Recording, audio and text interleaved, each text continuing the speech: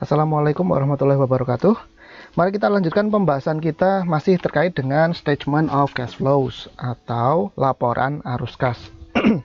Di video materi part yang pertama tadi kita sudah membahas tentang konsepsi dasar atas yang namanya laporan arus kas. Di sana kita sudah belajar tentang apa itu jurnal, kemudian accrual basis versus cash basis. Kemudian kita belajar juga mengenai yang terakhir tadi penggolongan aktivitas atau cash transaction terkait dengan statement of cash flows yang ada 3 tadi, yaitu operating, investing, dan financing. Nah, di video materi berikutnya yang kedua, part yang kedua ini kita akan membahas how to prepare statement of cash flows. Bagaimanakah cara untuk menyusun laporan arus kas?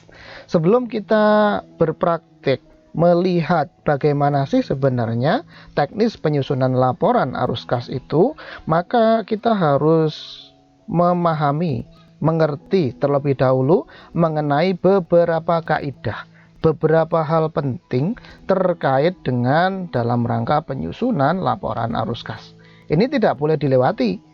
Karena kalau kita melewatkan begitu saja, kalau kemudian kita dari konsepsi dasar atas laporan arus kas langsung berpraktek nyusun laporan arus kas, maka kita akan kehilangan link yang penting, yaitu bahwasanya ya kita cuma bisa nyusun aja, tapi nggak ngerti ruh penyusunannya, kemudian di balik layar atau behind the scene atas penyusunan laporan arus kas itu seperti apa, kita nggak ngerti kalau kita tidak belajar mencoba memahami atas kaidah dalam penyusunan laporan arus kas. Nah, sehingga di video materi part yang kedua ini kita akan membahas khusus tentang kaidah atau guidance atau panduan atau hint dalam penyusunan laporan arus kas. Oke ya. Yang pertama, terkait dengan penyusunan laporan arus kas, itu ada beberapa guideline atau hal yang harus kita perhatikan. Antara lain, 1. SOCF atau Statement of Cash Flows itu hanya akan melaporkan semua transaksi yang melibatkan cash. Di video materi part yang pertama juga sudah kita bahas bahwa cash basis itu akan dipakai, atau nuansa atau kaidah yang digunakan dalam laporan arus kas itu adalah menggunakan sudut pandang cash basis, bukan accrual basis. Memang catatan akuntansi perusahaan itu semuanya menggunakan accrual basis karena standarnya SAK, baik SAK standar akuntansi keuangan di Indonesia maupun IFRS International Financial Reporting Standard, standar internasionalnya semuanya menggariskan untuk menggunakan accrual basis. Tidak ada satupun yang menggunakan cash basis. Tapi khusus untuk statement of cash flows, kita harus menggunakan atau sudut pandangnya haruslah cash basis. Paham ya? Harus cash basis. Namanya juga laporan arus kas. Berarti semuanya harus terkait hanya dengan cash. Kalau tidak terkait dengan cash, ya nggak usah dimasukkan, tidak usah dilaporkan dalam laporan arus kas. Artinya, semua transaksi yang di-report atau yang dilaporkan dalam statement of cash flows, itu pasti semua transaksi yang melibatkan cash. Yang tidak melibatkan cash atau non-cash transaction bagaimana Pak? Ya jangan dimasukkan atau dilaporkan di dalam laporan arus kas. Terus, yang kedua, cash transaction tersebut atau transaksi yang melibatkan cash ini itu hanya terkait dengan 2 hal saja, yaitu cash in atau cash receipts dan cash out atau cash payment. Ini juga sudah kita bahas di video materi yang pertama tadi, bahwa yang namanya laporan arus kas itu pada dasarnya memberikan informasi mengenai mutasi perubahan saldo awal kas menjadi saldo akhir kas. Nah, perubahan tersebut atau mutasi tersebut bisa disebabkan oleh hanya 2 hal saja, yaitu mutasi atau perubahan tambah, mutasi tambah, dan mutasi atau perubahan berkurang atau mutasi kurang. Oke, sehingga mutasi tambah itu merupakan cash in, mutasi kurang itu merupakan cash out. Dengan demikian, laporan arus kas itu pasti hanya akan membahas dua topik ini saja, yaitu cash in dan cash out. Tidak ada atau transaksi atau hal lain yang dibahas di dalam laporan arus kas selain cash in dan cash out. Cash in itu nama lainnya adalah cash receipt, kemudian cash out nama lainnya adalah cash payment atau cash disbursement. Terus yang ketiga, statement of cash flows itu bersifat cash basis. Oke, statement of cash flows bersifat cash basis. Namanya juga laporan arus kas. Tadi sudah kita bahas. Pasti transaksinya adalah hanya transaksi yang melibatkan kas. Dan sudut pandang nuansanya adalah cash basis. Nah, kalau kita melihat laporan keuangan, baik itu neraca, atau income statement, atau laporan perubahan modal, semuanya itu disusun under accrual basis, bukan cash basis. Loh, kalau begitu bagaimana Pak? Berarti nggak bisa dipakai dong itu neraca, income statement, laporan perubahan modal, nggak bisa dipakai dalam nyusun statement of cash flows. Jawabannya adalah oh tidak, tetap bisa dipakai. Tetapi dengan catatan bahwasanya income statement yang dipakai itu harus disesuaikan atau harus diubah menjadi cash basis. Income statement yang ujungnya adalah profit atau net income tadi, itu kan sudah kita jelaskan di video materi yang pertama, itu sifatnya adalah accrual basis. Tidak semua profit itu merupakan cash, tapi profit itu ujung-ujungnya adalah cash. Tapi tidak semua profit itu adalah cash. Sehingga cash dengan profit itu berbeda. Profit itu tidak sama dengan cash. Nah, profit itu accrual basis. Nah, kalau cash itu sudah pasti cash basis. Nah, ini kita hendak menyusun statement of cash flows. Nah, kalau begitu profitnya itu harus kita murnikan. Harus kita purifikasi. Harus kita ubah dari nuansa accrual basis menjadi bernuansa cash basis. Oke ya. Jadi SOCF atau Statement of Cash Flows itu bersifat cash basis. Jadi setiap ada laporan keuangan, terutama income statement yang mana itu accrual basis, ya harus kita sesuaikan, kita ubah menjadi berdasarkan cash basis.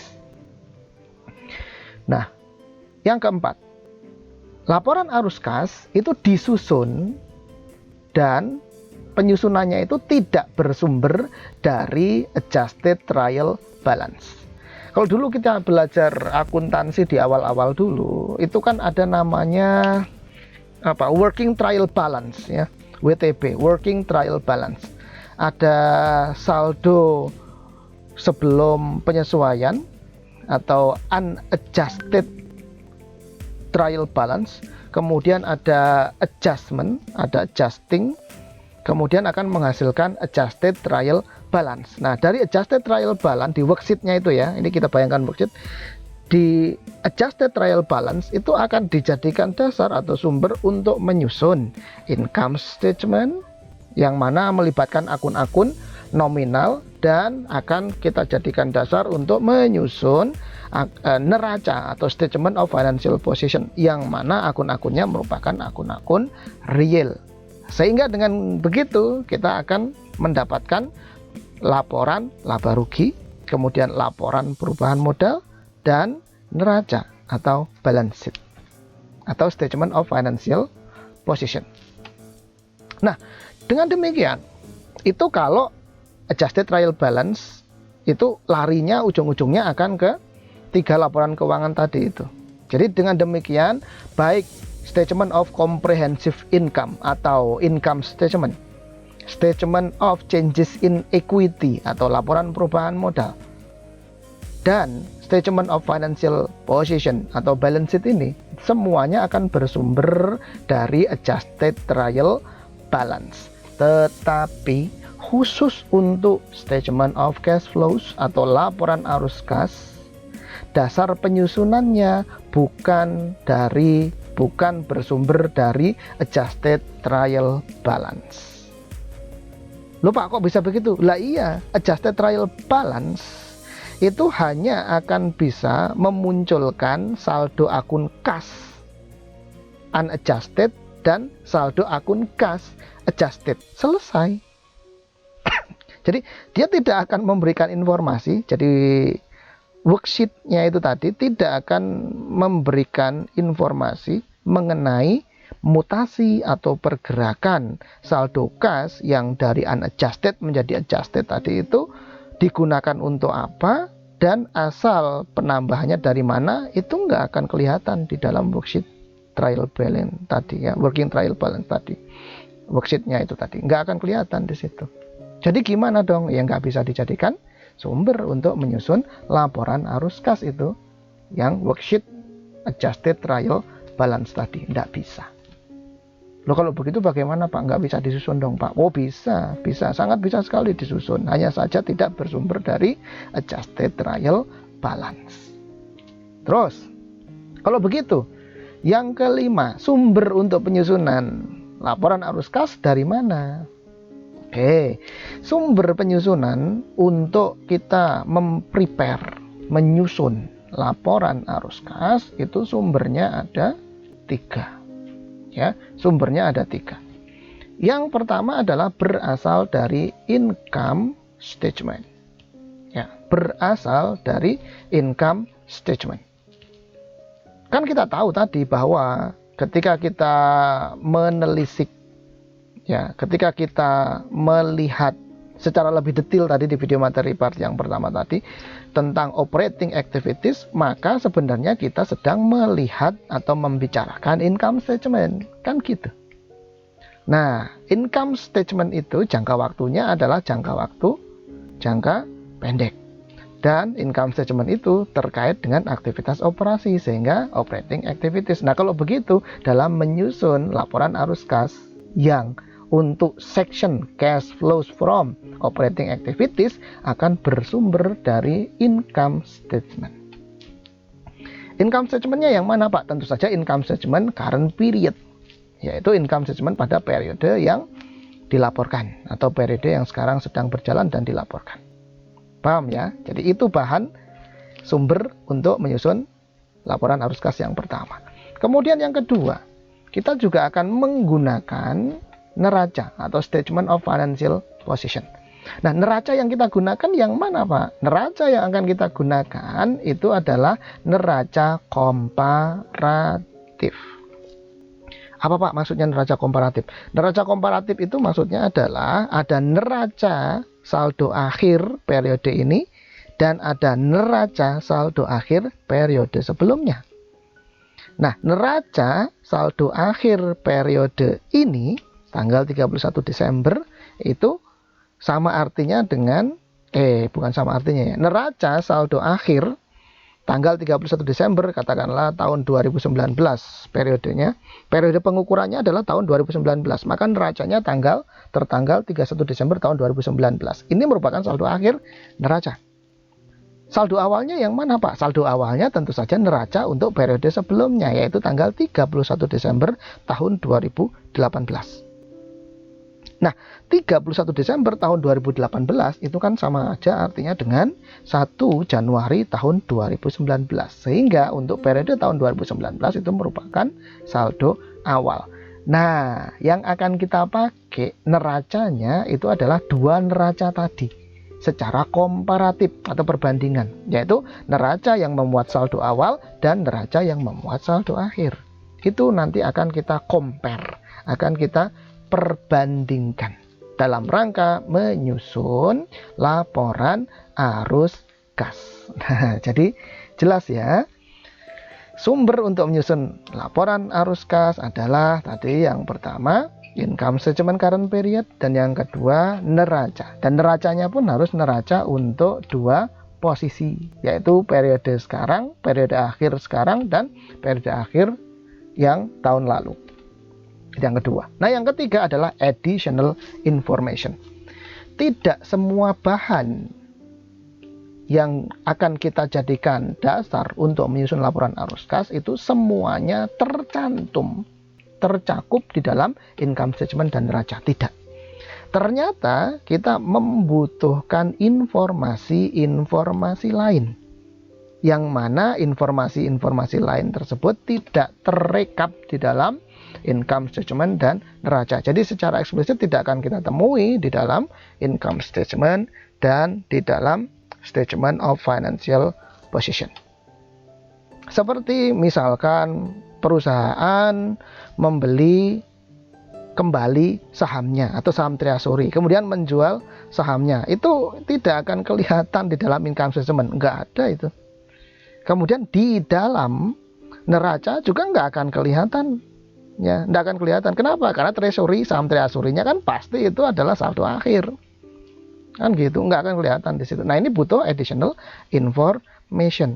Kemudian penjualan atas aset tetap, pembelian atas aset tetap. Nah, ini nggak akan kelihatan juga riwayatnya di dalam income statement, pun tidak akan tampak riwayatnya di dalam neraca. Jadi kita butuh additional information. Oke, jelas ya. Jadi sumber untuk kita menyusun laporan arus kas ada 3, yaitu income statement current period, kemudian neraca komparatif, dan informasi lain yang ditambahkan. Kalau kita sudah memiliki ketiga sumber ini, maka kita berarti sudah siap untuk menyusun laporan arus kas. Jadi, Pak, kalau begitu Pak, laporan arus kas itu berarti harus disusun setelah neraca dan income statement dong Pak? Jawabannya yes, exactly, definitely. Kita tidak akan pernah bisa menyusun laporan arus kas di urutan yang pertama. Nggak bisa. Oke, paham ya? Pasti laporan arus kas dibuat atau disusun setelah perusahaan membuat income statement dan neraca. Kan urutan penyusunan laporan keuangan adalah yang pertama buat dulu income statement, kan gitu. Yang kedua buat laporan perubahan modal. Baru yang ketiga membuat neraca. Nah, setelah 3 laporan keuangan itu tersusun, maka berikutnya barulah laporan arus kas bisa dibuat. Kalau ketiga laporan sebelumnya itu belum dibuat atau belum selesai dibuat, otomatis laporan arus kas tidak akan pernah bisa muncul disusun. Ngerti ya sampai di sini ya? Oke. Nah, dalam rangka menyusun laporan arus kas, ini ada rangkuman step-stepnya. Ada 3 step. Step yang pertama, determine net cash provided or used by operating activities by converting net income from an accrual basis to a cash basis. Oke. Langkah yang pertama, kata ini saya ambil dari bukunya Pak Keso, ya. Kata Pak Keso, langkah yang pertama dalam penyusunan laporan arus kas adalah tentukanlah dulu cash yang disediakan atau cash yang digunakan. Ini maksudnya adalah cash in atau cash out ya. Tentukanlah cash yang disediakan atau cash yang digunakan yang berasal dari aktivitas operasi. Kalau aktivitas operasi berarti kan kita ngeh bahwasanya oh ini nanti akan kita lihat dari sumber berupa net income yang ada di dalam income statement. Nah, net income kita tahu itu accrual basis. Nah, kalau begitu perlu diubah, perlu di-convert dari accrual basis menjadi cash basis. Paham ya? Jadi this step involves analyzing not only the current year's income statement but also comparative statement of financial position and selected additional data. Nah, untuk mengkonversi atau mengubah net income yang accrual basis menjadi net income yang cash basis, kita tidak bisa hanya melihat kepada income statement saja. Tetapi juga kita harus melihat neraca. Ya, kita akan melakukan adjustment dengan menggunakan data-data neraca komparatif. Itu step yang pertama. Jadi intinya kita garap terlebih dahulu operating activities. Ngerti ya? Nah, kemudian step yang kedua, analyze changes in non-current asset and liability accounts and record as investing and financing activities or disclose as non-cash transaction. Step yang kedua ini maksudnya adalah ketika kita berada di step yang pertama, tadi sudah kita bahas di video materi yang pertama bahwa Untuk operating activities itu yang terkait adalah current asset dan current liabilities, kan gitu. Ya, karena jangka sudut pandang waktunya adalah jangka pendek, yaitu current asset dan current liabilities. Makanya di sini kemudian step yang kedua, analyze changes in non current asset atau fixed asset. Ya, lakukan analisis atas akun-akun terkait dengan fixed asset dan liability account. Liability account di sini maksudnya adalah long term liability. Ya, long term liability. Kalau short term liability atau current liability seperti account payable itu jelas, itu jangka waktunya pasti less than 1 year atau jangka pendek. Jangka pendek berarti masuknya ke operating bukan ke investing, kan kita tahu investing dan financing jangka panjang, jangka waktunya adalah jangka panjang.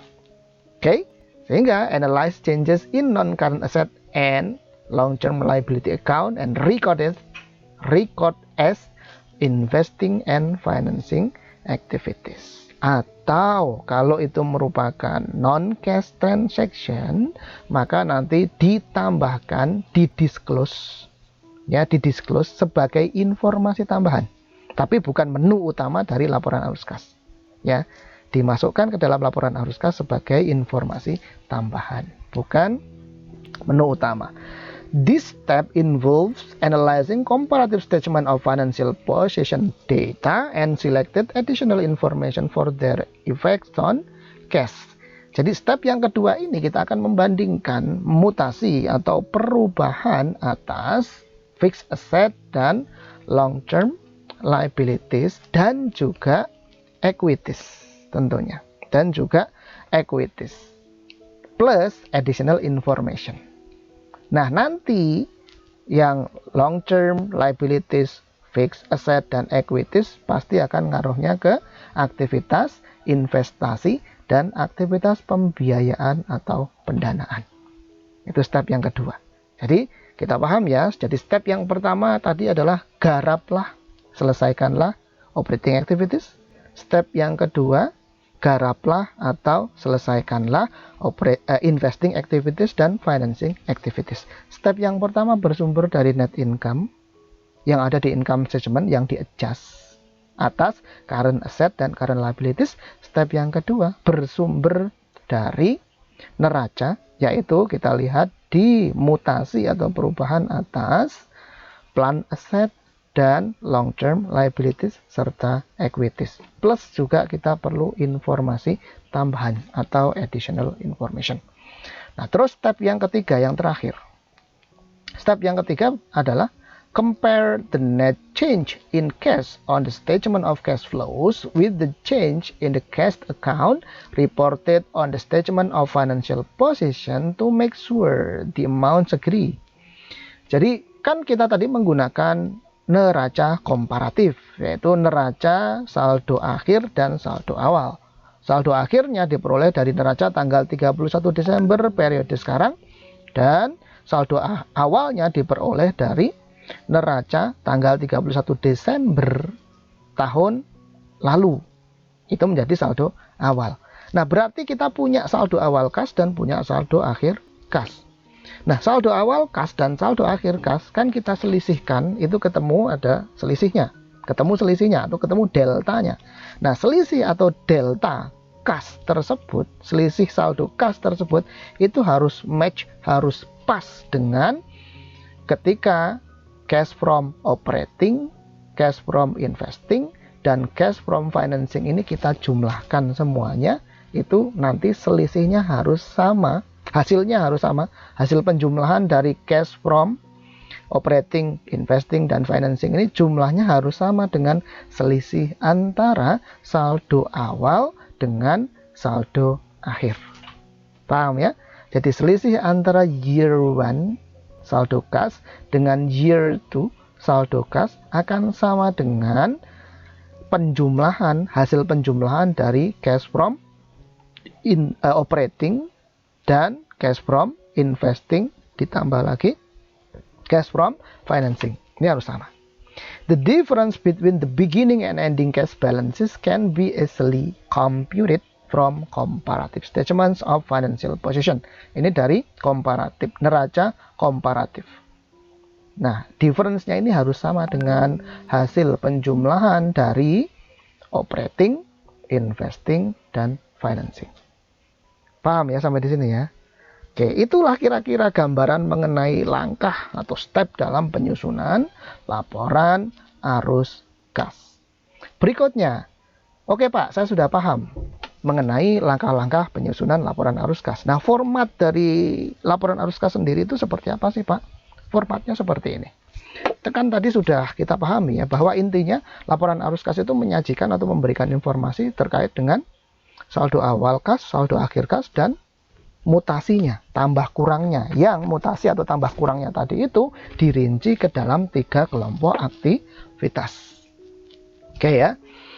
Statement of cash flows itu merupakan laporan keuangan tersendiri dan berdiri sendiri. Ini kita sudah bahas tadi ya, bahwa laporan arus kas itu merupakan bentuk laporan keuangan sendiri. Item laporan keuangan sendiri yang terpisah dari neraca dan income statement serta laporan perubahan modal. Terpisah dari situ.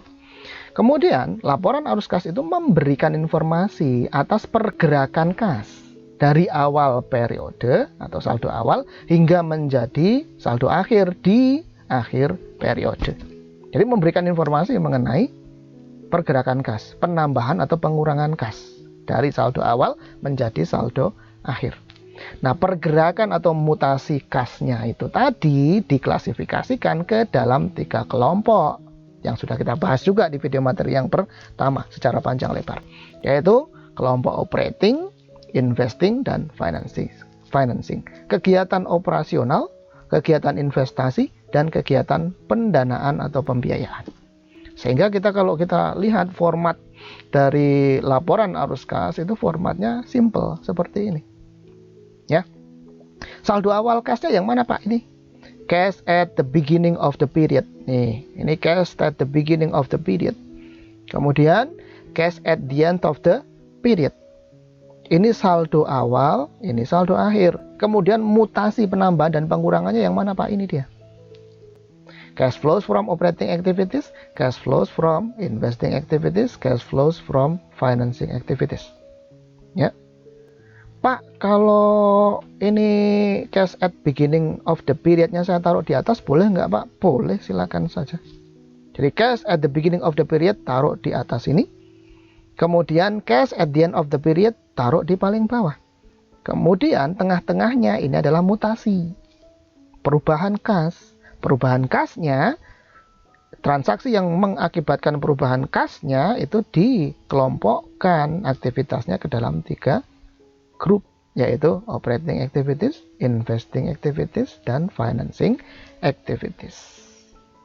Cash flows from operating activities sudah kita bahas bahwa umumnya, wajarnya positif. Kalau positif disebut sebagai net cash provided by operating activities. Kalau negatif disebut sebagai net cash used by operating activities. Oke ya. Kemudian, cash flows from investing activities bisa juga positif, bisa juga negatif. Ya, bisa juga positif, bisa juga negatif. Tetapi wajarnya, umumnya ini bersifat negatif biasanya. Ya, kalau positif disebut sebagai net cash provided by, kalau negatif disebut sebagai net cash used by. Demikian juga dengan financing activities. Kalau positif, net cash provided by, kalau negatif, net cash used by. Nah tadi ketika net cash flow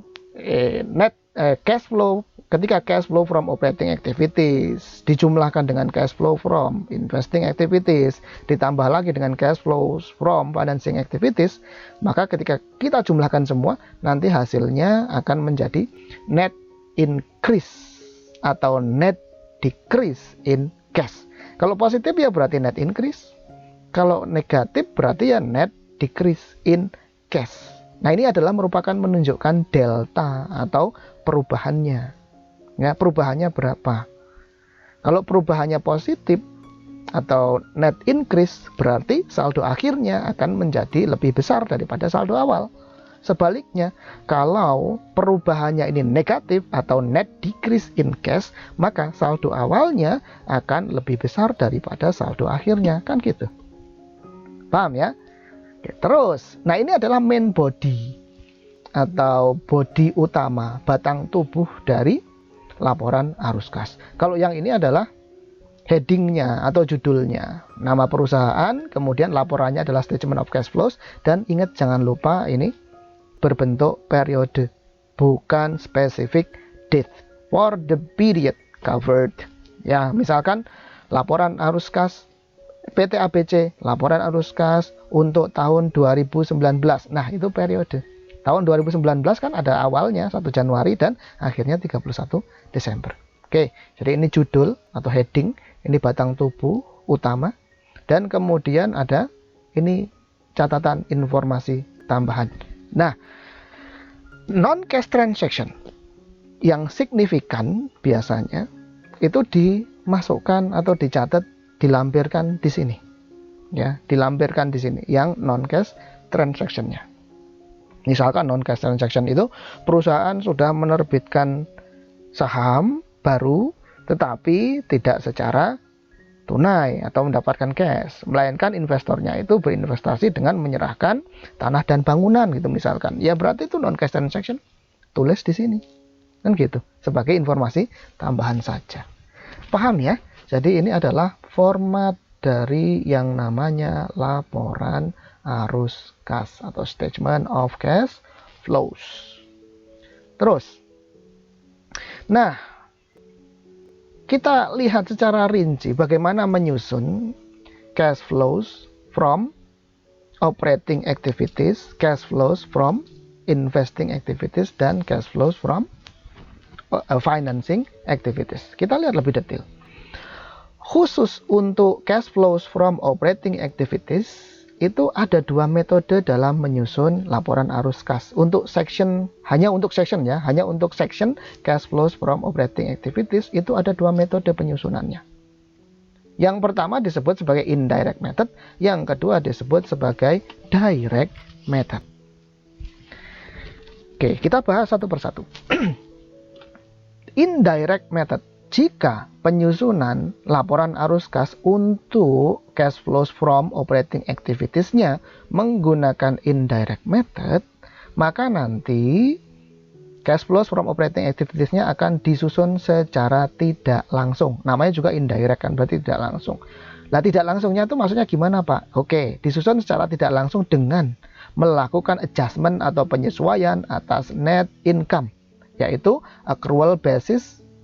Nuansa accrual basis akan diubah menjadi nuansa cash basis. Itu namanya indirect method. Sekali lagi ingat ya bahwa metode penyusunan laporan arus kas itu nggak ada metodenya ya. Kalau direct versus indirect method itu adalah metode dalam cara atau teknik dalam rangka menyusun laporan arus kas khusus untuk section cash flows from operating activities. Dapat dipahami ya? Oke. Nah, kemudian kalau indirect method artinya cash flows from operating activities-nya itu disusunnya secara tidak langsung. Tidak langsung maksudnya apa, Pak? Yaitu dengan cara melakukan adjustment atas net income yang awalnya bersifat accrual basis, kemudian di-adjust, diubah menjadi cash basis. Oke, sehingga secara teknisnya nanti caranya adalah diawali dengan menentukan net income-nya berapa, kemudian disesuaikan, di-adjust. Cara ngejasnya, cara menyesuaikannya bagaimana, Pak? Dengan di-adjust, dengan ditambah kurang dengan adanya perubahan current asset. Current asset di sini tentunya adalah current asset selain cash. Kan cash-nya yang sedang dibahas. Berarti kalau tambah kurang cash ya nggak perlu dilihat. Oke ya, perubahan current asset dan perubahan current liabilities serta non cash transaction bila ada, ya, bila ada. Oke. Nah, diawali dengan menentukan net income. Net income bisa kita lihat secara langsung, dapat kita ambil dari income statement. Atau net income juga bisa kita peroleh atau kita ambil dari neraca. yaitu dengan jalan membandingkan return earning kalau perusahaannya berbentuk corporation. Kita bisa cari dari situ. Ya, kan return earning itu nanti akan bertambah jika adanya net income dan akan berkurang jika ada dividen. Kan gitu toh. Ya. Oke, nah. Net income ini akan di-adjust. Di-adjust dengan apa? Dengan melihat di sini maksudnya menambahkan atau mengurangkan perubahan saldo current asset. Current asset banyak ya, ada piutang, ada merchandise inventory, ada supplies, kemudian ada sewa dibayar di muka, kan gitu. Ada asuransi dibayar di muka, atau prepaid insurance, prepaid rent, kan gitu. Itu adalah current asset. Nah, di-adjust dengan perubahan current asset. Tapi jangan lupa juga di-adjust pula dengan perubahan current liabilities. Ingat bahwasanya operating activities, kan kita bahas operating activities. Operating activities itu sifatnya jangka pendek. Kalau jangka pendek berarti terkait dengan current asset dan current liabilities. Nah, ini nanti akan ditambah kurang juga dengan ditambah atau dikurang maksudnya ya. Ditambahkan atau dikurangkan dengan perubahan current liabilities. Kemudian akan di-adjust juga dengan non-cash transaction bila ada. Nah, non-cash transaction itu apa, Pak? Contohnya misalkan gain gitu ya. Gain atau loss. Ya, gain atau loss yang dicatat atau dimasukkan di dalam income statement itu non-cash transaction. Depreciation, amortization. Nah, itu juga merupakan depreciation dan amortization itu juga merupakan non-cash transaction. Nah, depreciation dan amortization itu jelas, itu nanti akan menjadi bahan sumber untuk melakukan adjustment atas net income. Paham ya sampai di sini ya? Nah, kemudian setelah kita adjust ini net income-nya, dengan demikian maka net income-nya akan berubah dari yang awalnya accrual basis menjadi cash basis. Artinya kita sudah menemukan net cash flows from operating activities. Ya. Cash provided by atau cash used by operating activities-nya sudah ketemu. Kalau kita sudah berhasil melakukan adjustment atas net income dari accrual menjadi cash basis. Oke. Nah, indirect method ini merupakan metode yang paling gampang dan metode yang mudah dan serta murah kan gitu. Kenapa murah dan mudah? Karena ya simple pengerjaannya, gampang, tinggal dilihat saja net income-nya, kemudian di-adjust dengan melakukan mutasi tambah atau mutasi kurang atas delta atau perubahan dari current asset, current liabilities, dan non-cash transaction. Nah, ini kan tinggal perubahan current asset dan current liabilities ya tinggal kita lihat di neraca komparatif. Non-cash transaction to some extent kita bisa lihat di income statement, ada depreciation, ada amortization tadi, kan itu kelihatan di dalam income statement. Jadi ini indirect method itu metodenya itu mudah dan murah. Itu indirect method. Nah, berikutnya bagaimana kalau direct method? Oke, sekali lagi indirect versus direct method itu adalah metode penyusunan laporan arus kas khusus untuk cash flows from operating activities ya. Nah, direct method, kalau direct method berarti dilakukan cash flows penyusunan atau penghitungan cash flows from operating activities-nya akan dilakukan secara langsung. Maksud secara langsung itu gimana, Pak? Maksud secara langsung adalah berfokus secara langsung pada cash receipts and cash payment. Kan tadi ada cash in dan cash out kan mutasinya kan. Nah, kalau yang dimaksud dengan direct method itu dilakukan secara langsung, artinya langsung dilihat mana cash in-nya dan mana cash out-nya, mana cash receipt-nya dan mana cash payment-nya. Itu namanya direct method. Kalau yang indirect method kan nggak secara langsung. Kenapa tidak secara langsung? Nah, ini kan nggak ada bahas tentang cash ini. Kan indirect method ini nggak ada secara langsung bahas tentang cash. Cash in-nya mana, cash out-nya mana? Ya nggak tahu. Yang jelas ini berawal dengan menggunakan net income yang di-adjust atau disesuaikan. Nggak ada kata-kata akun cash di sini. Makanya disebut sebagai indirect method. Berbeda dengan indirect method. Kalau direct method itu langsung to the point. Cash in-nya berapa? Yang mana aja cash in-nya? Cash out-nya berapa? Yang mana aja cash out-nya? Nah, itu namanya direct method karena membahas secara langsung, berfokus kepada cash. Mana-mana saja cash in-nya, mana-mana saja cash out-nya. Paham ya? Sehingga aliran kas untuk under direct method itu akan dihitung secara langsung, yaitu dengan melihat cash in dan cash out. Kalau yang ini tadi kan nggak ada kata-kata cash in, cash out, dan nggak ada. Ya, kalau yang indirect. Nah, kalau direct langsung dilihat ke cash in dan cash out. Cash in itu tentunya berasal dari customers atau consumers atau pelanggan, kan gitu.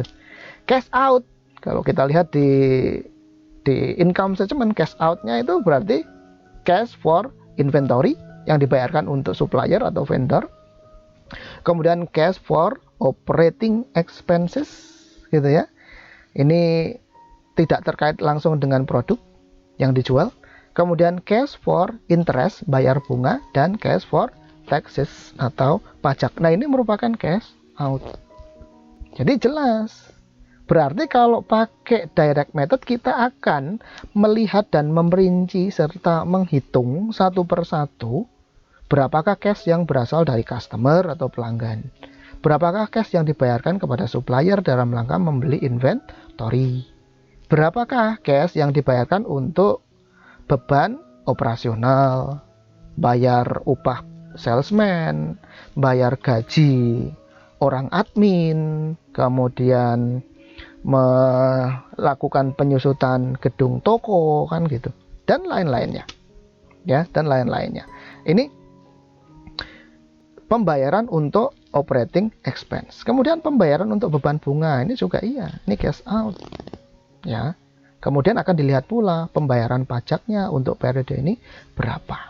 Nah, itu direct method. Jadi detail, rinci, langsung to the point.